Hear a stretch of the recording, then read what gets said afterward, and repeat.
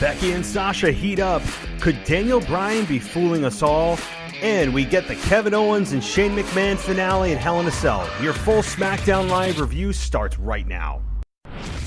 Welcome to the WWE Podcast, your place for the most passionate wrestling analysis on the web. Just turn Roman heel. What is WWE waiting for? When other wrestling podcasts put you to sleep, you can count on the WWE Podcast to keep you engaged and asking for more. I've been watching wrestling for over 20 years, and that was one of the best matches I've ever seen. This is unlike any other wrestling analysis. So without any further delay, let's get the show started right now.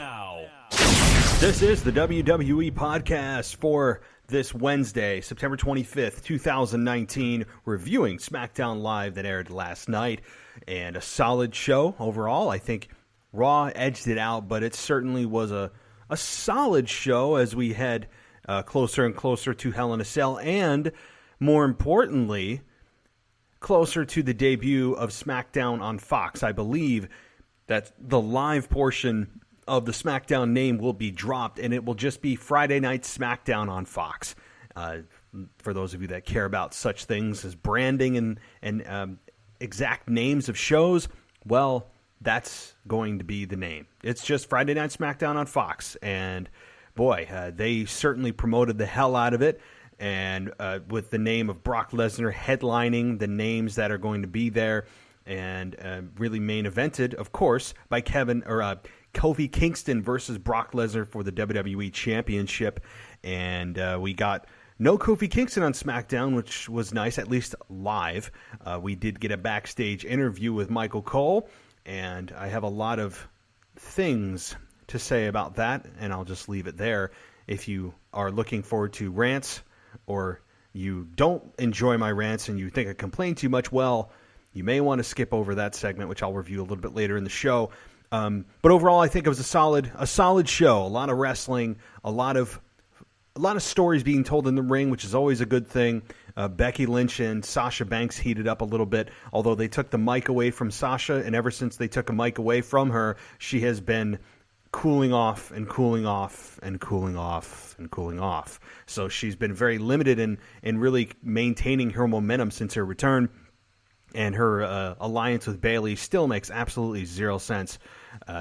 Seriously, at least from the perspective of Bayley's character, who is just not aligned whatsoever with Sasha, who's supposed to be a heel. And I think at this point, Bayley not aligning and fully committing to the heel role and being a tweener is really detracting from Sasha Banks's role that she was on, and the fire was lit in her character upon her return. And so I think at this point, it's Bayley who is not just only in between and suffering her own pain because of that, but also now the taking away from Sasha Banks. So we'll discuss that whole angle and the possibility of Daniel Bryan fooling us all at Hell in a Cell. I'll get into that. And, of course, we get our predictable final match of Kevin Owens and Shane McMahon and the ultimate stipulations on the line. And, so I'll start with that in just a minute. But first, again, thank you for joining me. This is the WWE Podcast, the only WWE podcast, but not the official. It's the unofficial WWE Podcast. As you guys know, legally, I have to tell you, this is not affiliated in any way with the WWE. This is an independently run show. So I've had people ask me, right? I've even had WWE reach out to make sure that I am very clear with my audience. WWE themselves have reached out to me. And so, and rightfully so. Rightfully so. I don't blame them at all because of the name of the show.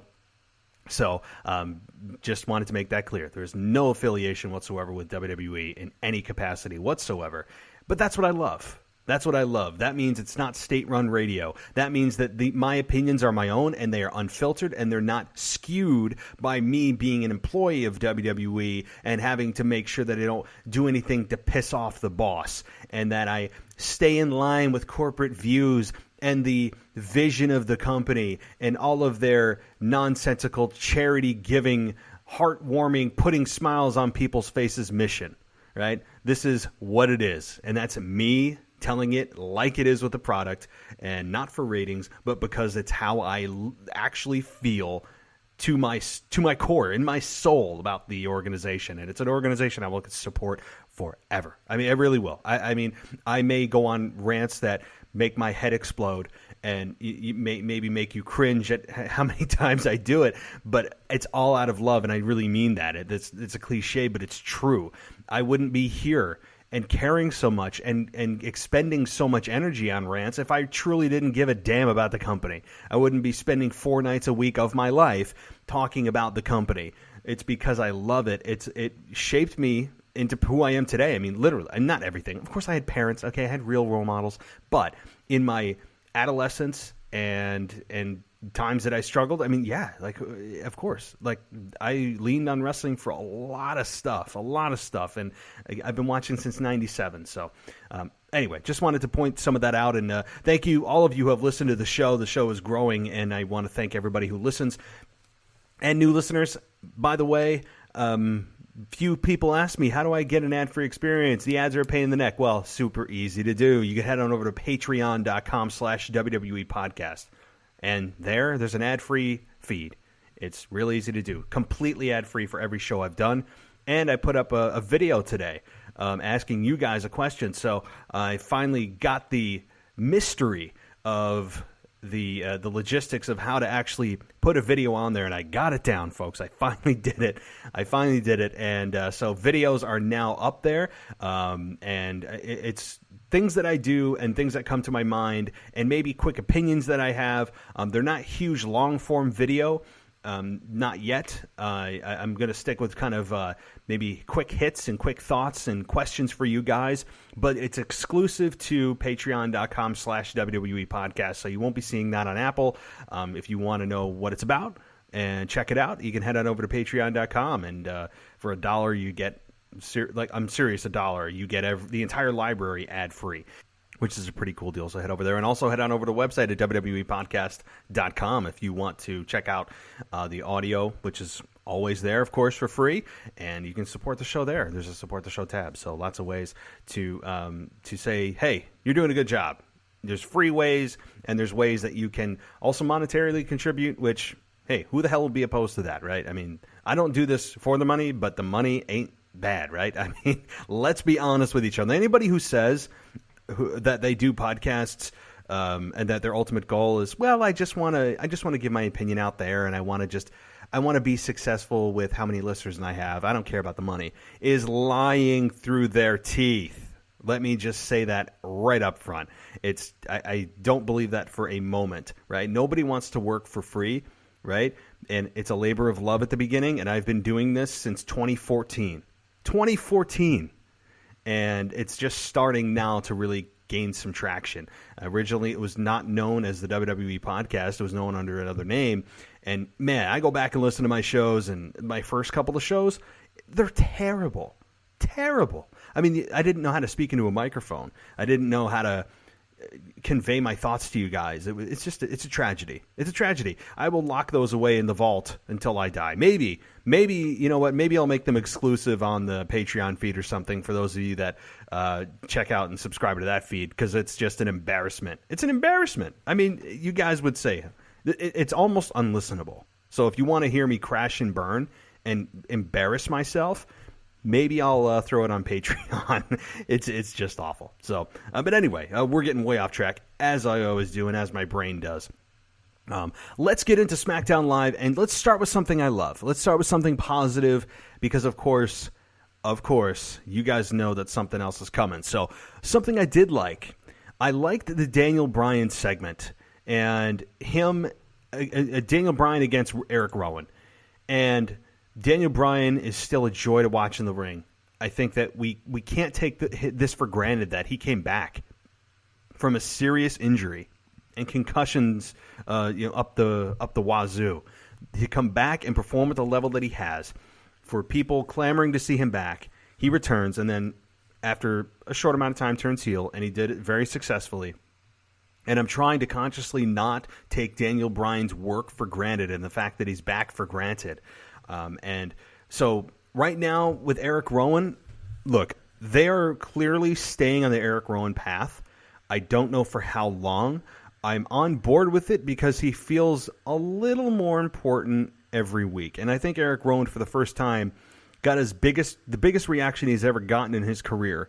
Not necessarily during his entrance, which his entrance music is just putrid, but after the music stopped and people got a chance to stare at him. And yes, he was the opening act of the show, which you're starting with the crowd at 100% energy, so you're going to get the loudest reaction. It's going to be magnified, whether you're a good guy or bad guy. It's going to be magnified because the crowd is at peak energy.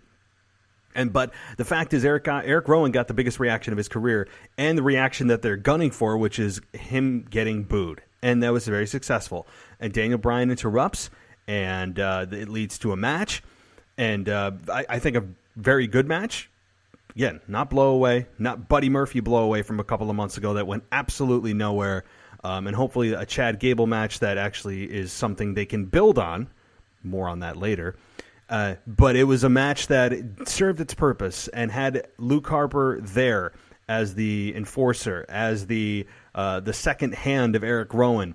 And having Daniel Bryan lose to Eric Rowan, again, in kind of a flub of the end of the match. I don't think Daniel Bryan's ankle was supposed to get caught in the top rope. I don't believe so. It didn't look intentional, and they still had the ending of the match end the way that the botch was supposed to end, so that tells me it was not supposed to happen. But nonetheless, no harm, no foul.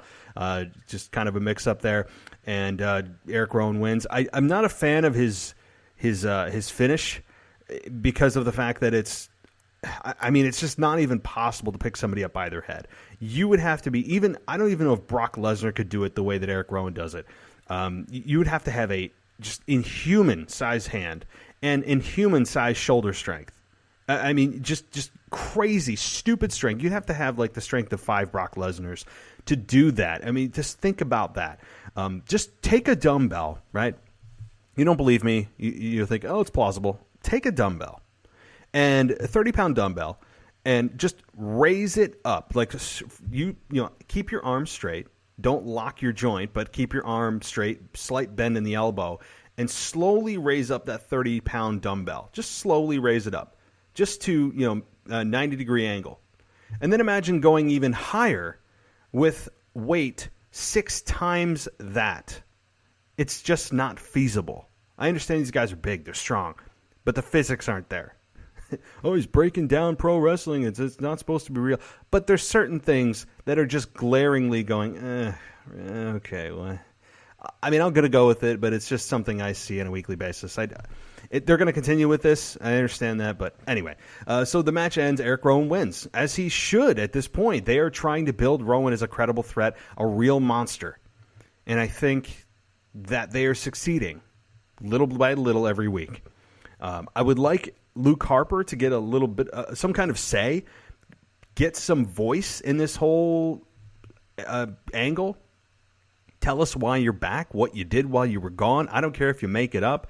But Luke Harper to not get a voice here is stunting his growth in his return and not maximizing what they could be doing with Luke Harper, who I think is a guy that has so much potential that has yet to be truly released into the wild. He's still a caged animal. He's kind of back right where he was before he left, in an unnamed alliance with Eric Rowan. It's not the Wyatt family. They're not the Bludgeon Brothers. They're just they're just Rowan and Harper, I guess. And I think just having Luke Harper being able to speak would give this some cadence, give it a little bit of depth. Anything from Harper, please. He just comes back in silence, and we're all just supposed to nod and go, oh, well, I guess he's with Rowan because that's who he's always been with. I guess. I don't know. But we had Roman Reigns come to Daniel Bryan's aid, and Roman Reigns and Daniel Bryan end up getting the edge on the heels as they scurry up the ramp, and we get a Roman Reigns, Daniel Bryan versus Harper and Rowan tag match at Hell in a Cell. And one more thing. Can somebody please, just any performer that is going against Roman Reigns, how do you not see the Superman punch coming? Really? It's just a question. It is the most hang time move ever. Roman Reigns abuses it like a 9-year-old playing Smackdown with 5 finishers stored up. It's just like it's seriously like an 8-year-old, 9-year-old playing a WWE video game, and they're just constantly hitting their signature move, and you're just wondering, like, how the hell does no one see this coming or duck it every once in a while? Seriously.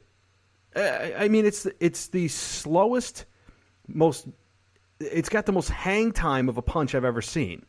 And yet everybody just gets hit by it and hit by it and hit by it. It's a little bit, it takes me out of the moment type deal. Does anybody else feel that way? Anybody out there? Anybody? Please tweet me, at the WWE podcast, and let me know. Please. Alrighty.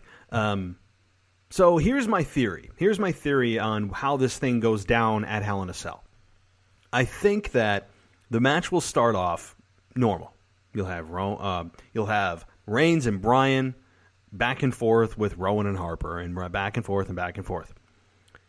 And Daniel Bryan and Roman Reigns will get the advantage. It'll look like they're about to finish them off. Roman Reigns is going for a spear, and as Roman Reigns goes for the spear, boom, the knee to the face.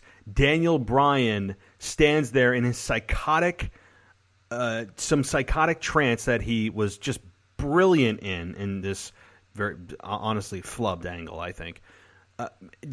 Some of those looks that he gave, I mean, during the angle was just brilliant. But I think that's how it ends. And we have ultimately Daniel Bryan being revealed as the mastermind behind it, because he said that he did not commit the crime, right? He did not participate, but he could have been the ringleader. So in a play on words, he didn't lie. He didn't perform the act, but he was the mastermind behind it. He had his henchmen do it.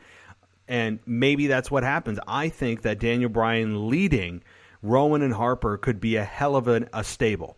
I would love to see that. I think that those three would be an excellent pairing. Excellent pairing. I think it would give all three of them direction, and it would leave Roman Reigns as the babyface as always, because we all know Roman ain't turning heel, is to have Roman find a couple of friends to even the odds. And insert wrestler B and C, whoever that may be. But that's how I think this whole angle ends. It ultimately is Daniel Bryan, when we all thought, okay, I guess it really was Rowan. But who's the mastermind, right? And it very well could be Daniel Bryan. So I think it's Daniel Bryan turning on Roman Reigns at Hell in a Cell. So early prediction. I know predictions don't come till next week, but maybe I'm outsmarting myself and it's just straightforward. But to me, that is the logical step here, where we all believe, since Rowan has put his hands on Bryan and Luke Harper's put his hands on Bryan, they could all say that this was done in sacrifice of exposing Roman Reigns as vulnerable, and that they had to do what was necessary to make him believe that he had an ally and that he is invincible, right? I mean, so there's ways to do this, and I think Daniel Bryan turns on Reigns. So I think Daniel Bryan's going to fool us all at Hell in a Cell.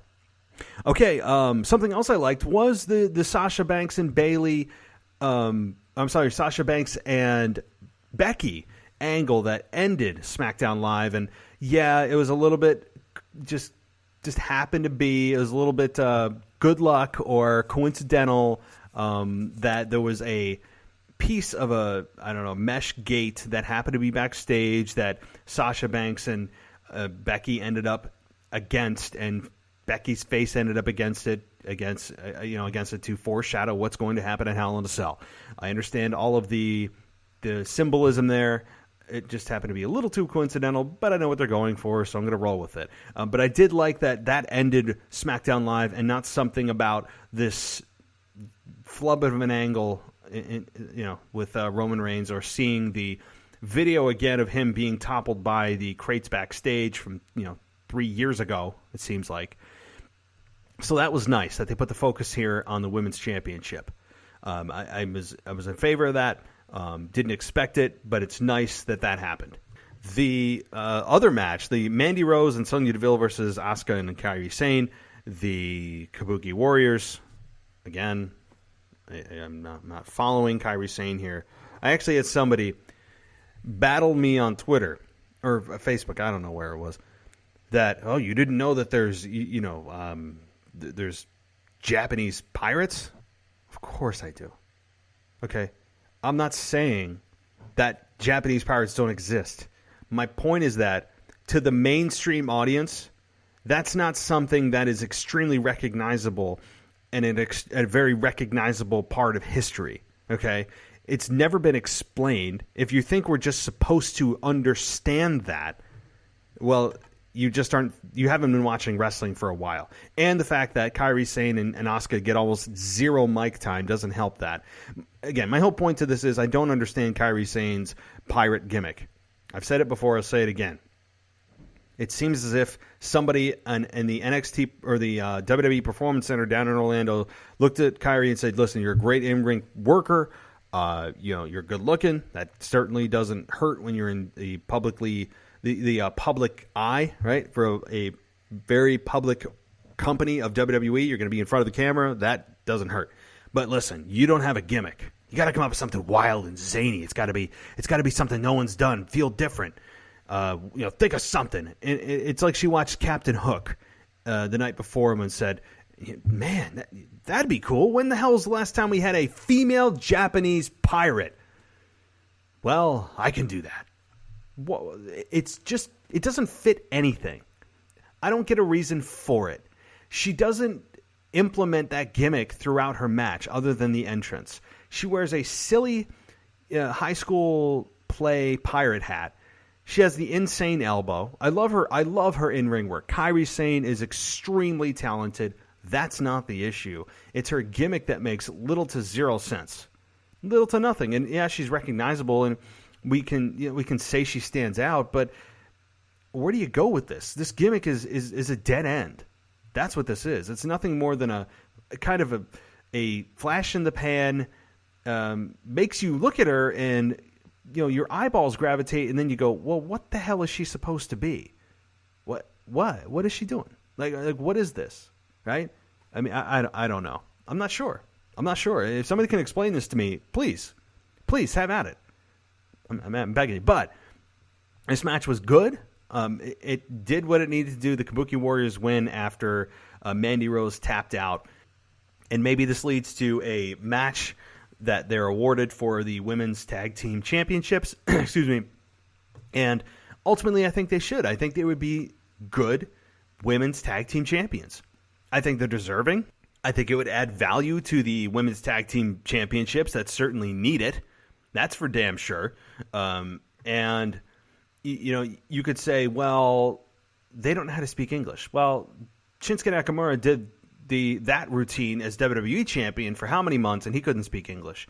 So that whole deal, while it would be beneficial for them to, I don't think is a necessity. And for belts that WWE clearly doesn't value too much, I don't see any reason not to put the belts on them. I really don't. I think they would find a good home there, and it would ultimately add value to it if they have a long reign, and give them a damn voice. Nobody explained ever why Paige was with them either. I mean, that would just kind of like, what are you doing here, Paige? I mean, just to come and show us your weekly cleavage? I mean, that's it, right?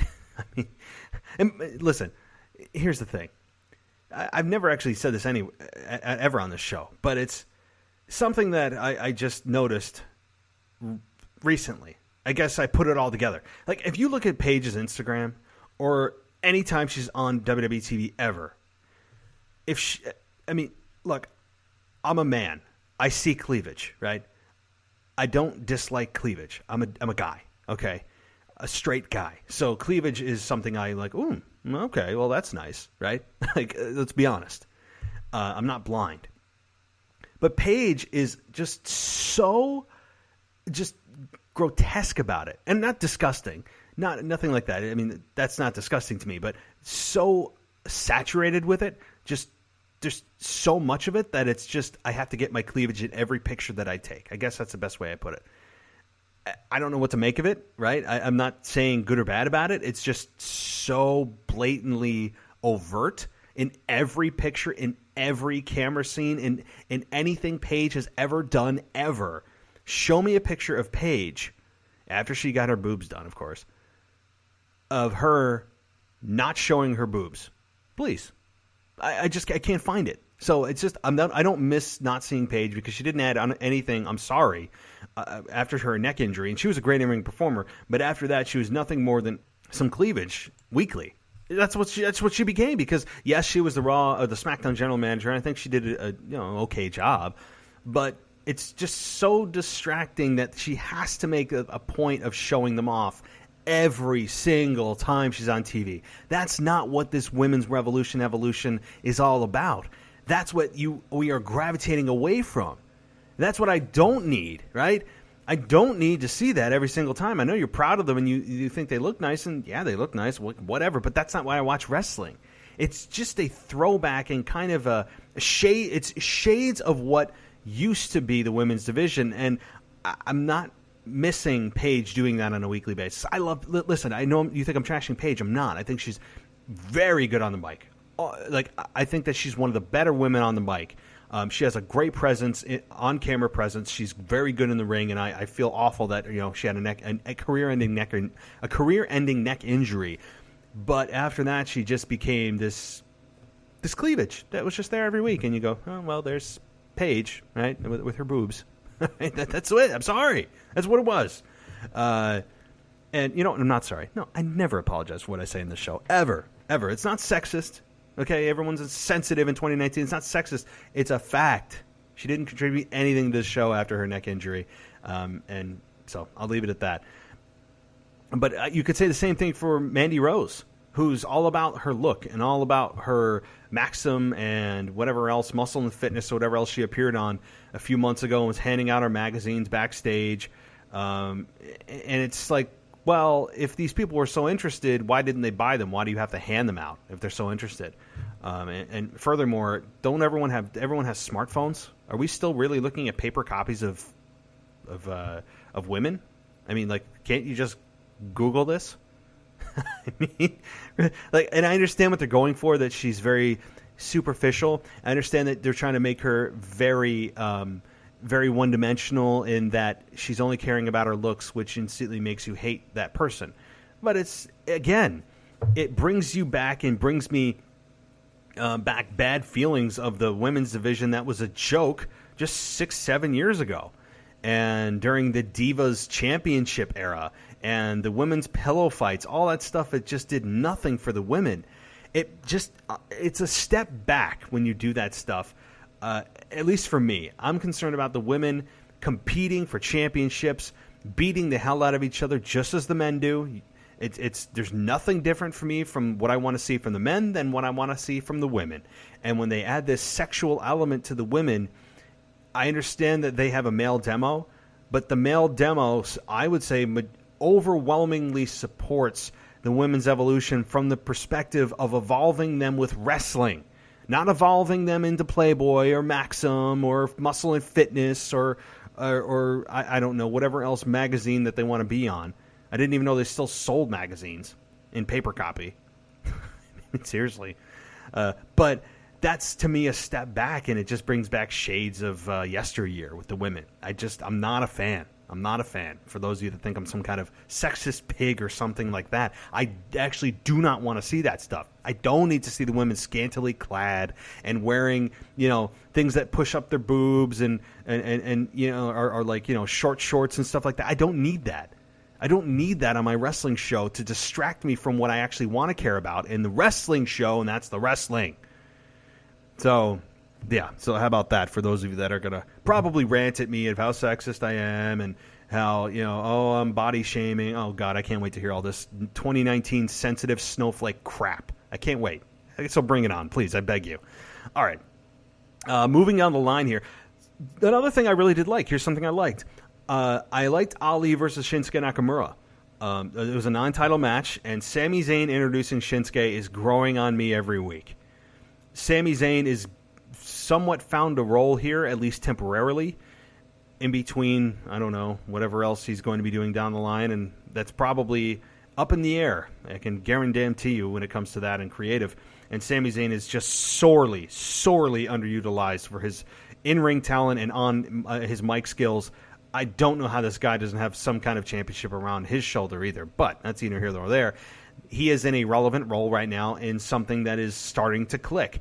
and him introducing Shinsuke and just going to out of breath every time he says Shinsuke's name is brilliant. It's also adding some cadence and credibility to Shinsuke, who was falling down the ladder pretty damn quick, even as IC champion. But these two together seem to be gelling and molding, and the interference of Sami Zayn every match that Shinsuke has to help him win is an absolute plus. It's working. I enjoy it.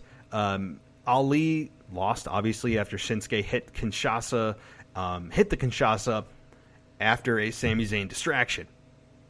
So, I like it. Ali hasn't won a damn match in a while, but to me, it's about Shinsuke and it's about Sami, and I like this pairing. I like it, and again, it's growing on me, and I don't know the end game. I don't know if there is an end game. I think they're just probably taking it week by week and seeing what happens and seeing how the crowd reacts, but I'm loving it, and I hope this grows into more. I really, really do. I hope it grows into something bigger and something better. And this could be something, and I said this right from the very beginning, this could be a pairing that overachieves. This could be something that I don't think WWE had in their minds as to what the end game may or may not be, and it could exceed those expectations. So keep that in mind as we go along here. Sometimes magic happens. You catch lightning in a bottle. Big E and Xavier Woods versus the B Team. Honestly, I don't even know what the hell to say to this. Big E and Xavier win after they hit the midnight hour. And end of story. It was just to get it was really not about the B Team here. This is just about getting New Day on TV and making the crowd happy. It was basically a glorified dark match that happened to be on TV because this match meant nothing. It was a nothing match. It just was. It lasted, about as long as I've described this match. I mean, as long as I've been talking about this match is as long as it actually took place. So I think that tells you all you need to know. The Chad Gable Mike Kanellis match. Gable came out, and my God, we actually got a talking Chad Gable after, of course, we had some short jokes because short jokes just cannot leave Chad Gable. So he comes out to the ring, gets on the mic, and he says that Corbin can make all the short jokes he wants, but last night he had Corbin beat and he knew it. So Corbin intentionally got himself disqualified. Mike Kanellis comes out to interrupt because apparently that's what men do that find out that their wives have been impregnated by a different man. They just come out and pretend nothing's going on. Kanellis says he's sorry to cut Gable short. Oh, my God. But he's here to prove a point to his pregnant wife. Right. A ref hits the ring, and it looks like we have a match. So Chad Gable makes Mike Kanellis tap pretty damn quick. And Chad Gable just is there to... I don't know. It was almost as if Mike Kanellis is an enhancement talent at this point. He has been dumbed down and really just humiliated week after week after week, and I don't know why. I think Mike Kanellis has more to offer than this, but that's his role right now. That's his role. And I was disappointed that we didn't get a longer Chad Gable match. I think that is something that is, I think we got robbed there. I think we got robbed. I would have at least liked to see this go 6, 7, 8 minutes. But it's to just elevate Gable and show you that he is at another level right now. And so I'm fine with that. All right. But anyway, with this short crap, we move on. And so this is what I will end with. I will end with the interview. Oh, I'm sorry. We do have a Shane McMahon segment. I really don't have a whole lot to say about this whole legal battle. We all knew it was going to end in a match and not in a courtroom because this is WWE, and that's fine. Shane McMahon puts his career... Well, Shane McMahon is putting himself on the line, and meaning if he loses the match against Kevin Owens, which is now a ladder match, I'm glad it's not inside a cell because we have enough Hell in a Cell matches, although this one actually is deserving of the cell, which is ironic. I mean, there are some matches on the card that are not deserving of the Hell in a Cell match, like Sasha and Becky, because I don't think there's been enough time for this program to burn, where this is the blow-off. But nonetheless, it's a ladder match, even though it's deserving of the cell. Boy, they got this ass backwards. And there'll be I guess, a briefcase above the ring, and it will be Shane McMahon and his career on the line versus Kevin Owens having to drop the suit and leave WWE, or having to have the fine levied and still remaining fired from WWE. So, a lot on the line here. Here's what's going to happen. Early prediction here. I just can't help myself a week early. This screams Kevin Owens winning, but WWE not sticking with their Shane going away for everything. Unless Shane has another business venture that he has lined up, which I haven't heard, and would make sense for him to maybe go away for a while. I just don't believe WWE when they have all of these ultimatum clauses that Shane leaves. I don't buy it. I don't buy it. And even if they do, he'll go away for a month and pop up. It's just the WWE way. I talked about this a couple of weeks ago. There are several examples of this in WWE's history of them never sticking with the stipulation that they have implemented. Never.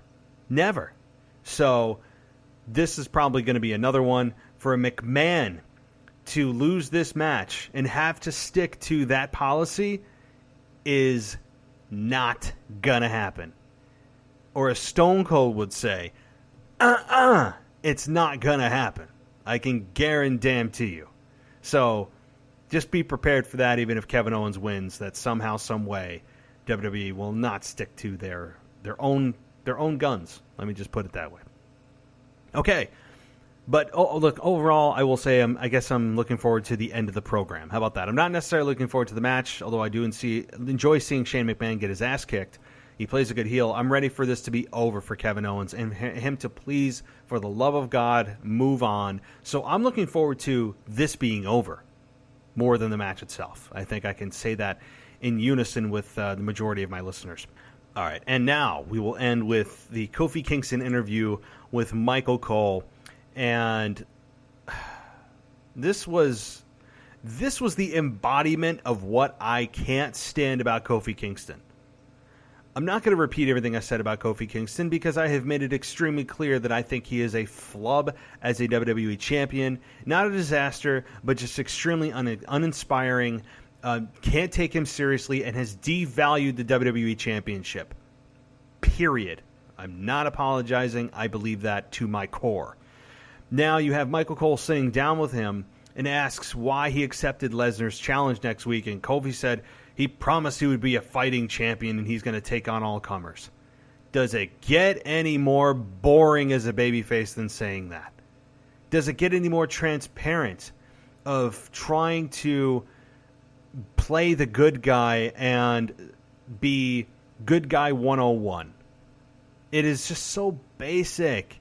Every babyface implements this policy, but when you have to say it outright and be transparent about it, it just kills it dead for me.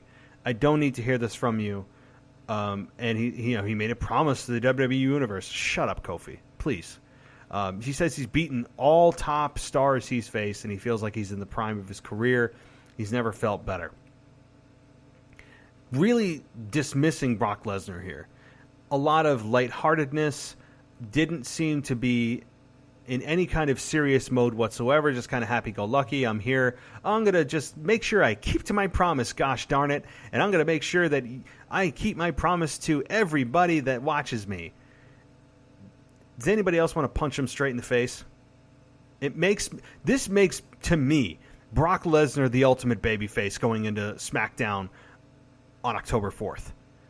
Brock Lesnar has never been a bigger babyface to me than on October 4th in Los Angeles at the Staples Center. Never.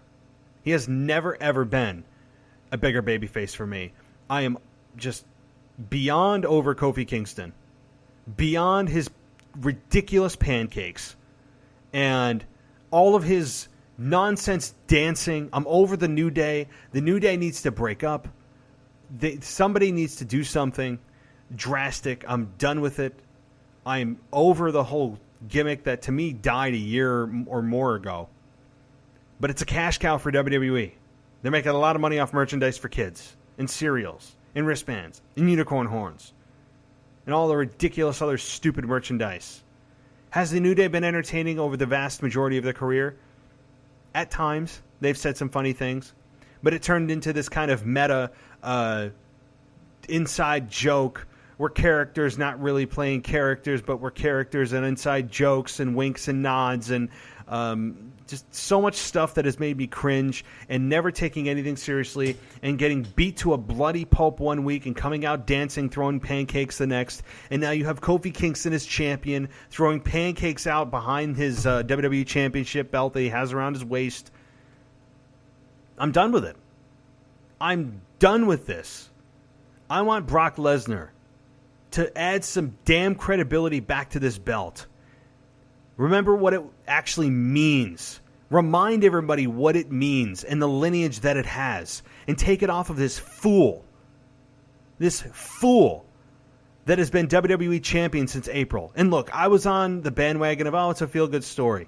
But as soon as he won it at WrestleMania, I go, yeah.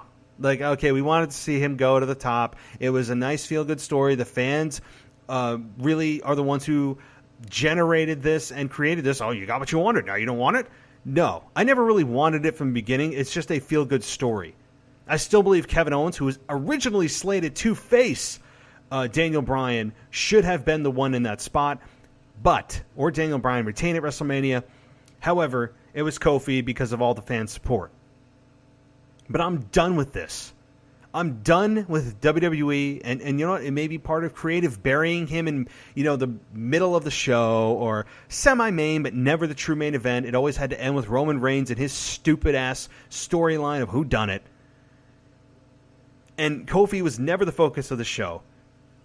He doesn't show up live, but I kind of understand why. Because, Brock's not there. He has no one to really bounce off of if he's in a program with him, so he's just going to, stand there and cut a promo? Which he could have. But instead he was it wasn't live, and I'm fine with that. I'm just done with this fool as WWE champion. Making that belt feel less than it should pisses me off. When you think about who's held that championship, what it means. Think about what that championship has meant. And we've got a pancake-throwing, uninspiring fool wearing that championship week after week after week. And the WWE Championship has become an afterthought. An afterthought. Are you kidding me? It is time for Brock Lesnar to come in and to beat the holy hell out of Kofi Kingston. Make the championship what it should be. The ultimate prize in WWE, above the Universal Championship. It's always been above the Universal Championship until Kofi Kingston laid his grubby hands on it. I don't care if Brock Lesnar takes that belt, goes and hides in Minnesota, and hangs out on his farm for 4 months, and people go, he's an absentee champion. Oh, he's never here. I don't care. You know why? Because at least I would know who has the belt. And who has the belt, to me, can make or break a belt. I don't need a belt making the guy. The guys always make the belt. And right now, Kofi Kingston is a black hole, a black mass, sucking the energy from the WWE Championship. Brock Lesnar is an exploding star. He's a supernova. For all of you people that understand space references, I don't know how the hell I ended up there. That's where my mind's going, out to effing outer space. Brock Lesnar is a supernova that would add energy and credibility and relevancy to this championship again. No better place to do it on Fox. No better time to do it than taking it off of this happy, dancing jackass. I'm done with it. I'm done with his kind of laid-back attitude and him being booked to win every single match as if suddenly he's Popeye who ate 40 cans of spinach is unbeatable. I'm done with it. Take the belt off of him, put him back down for where he effing deserves, and that is in a tag team match, occasionally touching the main event, but never winning the main event. That's where he belongs. I've seen it for 11 years. That's where he belongs because he's done it, and I'm fine with it. He's a great athlete. I'm sure a great human being, but I don't need him and his stupid, happy-go-lucky, jumping around, flamboyant, cartoon, stupid, pancake-throwing character being WWE champion. It's an embarrassment. It's taking away from the championship, and I'm done with it. So, in case you're not sure how I really feel. I know I haven't really made it clear. It's a little bit foggy for you still. I'm sorry. I know I'm very kind of cryptic in how I feel. So hopefully you can maybe decode what I said. All right. So ending that on a very positive note, I wanted to give you guys that those true, honest-to-God feelings. Not one thing I said I faked. Nothing I said is just for ratings or to get you guys riled up. It's how I feel. I'm never apologizing for how I feel. I hope WWE listens to this because they sure as hell did, considering the fact that they let me know that I have to tell you guys I'm not affiliated with them, but they are fine with me doing the podcast, and they have no problem with the audio content. If somebody's listening from WWE, for the love of God, add credibility back to this championship. His championship run has been nothing short of blah. Not a disaster. I will not say a disaster, but it has been very subpar. Just very, I wouldn't even say vanilla. Vanilla is giving him too much credit. And creative's credit. I can't put this all on Kofi. Creative has also been a small factor. So, alrighty. Well, that's how I feel. That's how I feel as we all take a deep breath. And I'm sure I'll give you guys some feedback. And all I do is complain. No, I don't. Okay. And if you think I do, guess what? There's a lot of other places to go listen. Or there's a skip button. Feel free to choose both. Feel free to choose both because I'm not apologizing for how I feel about anything. I just wanted to make that also clear. How about that? Alrighty. Feel like I'm cutting a promo myself. Guys, thank you so much for joining me if you're still with me. You can check me out on 4 times a week. I'll be back tomorrow with a co-host to discuss everything in WWE as we come up to Hell in a Cell and rumors of The Rock apparently appearing on the Fox debut. It's in L.A., so it might be down the road from him shooting a movie, right? Probably has a 2nd, 3rd, 4th, 5th, 6th, 7th, 8th home there. So it would not be unreasonable to believe that The Rock may make a debut on SmackDown. He was on the premiere, the debut episode of SmackDown back in 1999, so it absolutely makes sense that he is on the premiere of Fox debut of SmackDown on October 4th. Maybe Stone Cold. I've heard rumors of just every name you can think of. It's going to be a big-ass night, as it should be. With their biggest TV deal ever in the history of the company, they need to pull out all stops. I'm sure it'll pop a massive rating. But more importantly, it's going to mean how do the ratings pan out after that massive, spike in ratings for the first night? How are the ratings on a week-to-week, month-to-month, year-to-year basis after that? So, all right, well, head on over to patreon.com/WWE podcast if you want an ad-free experience and some video that I put up today and will continue to put up when I have random thoughts, questions, or feedback I'm looking for from you guys. And that's exclusive to the Patreon feed. You can also catch me on every podcast app that's available and on WWEpodcast.com. So, guys, thank you so much for listening to me. And as always, I'll talk to you next time.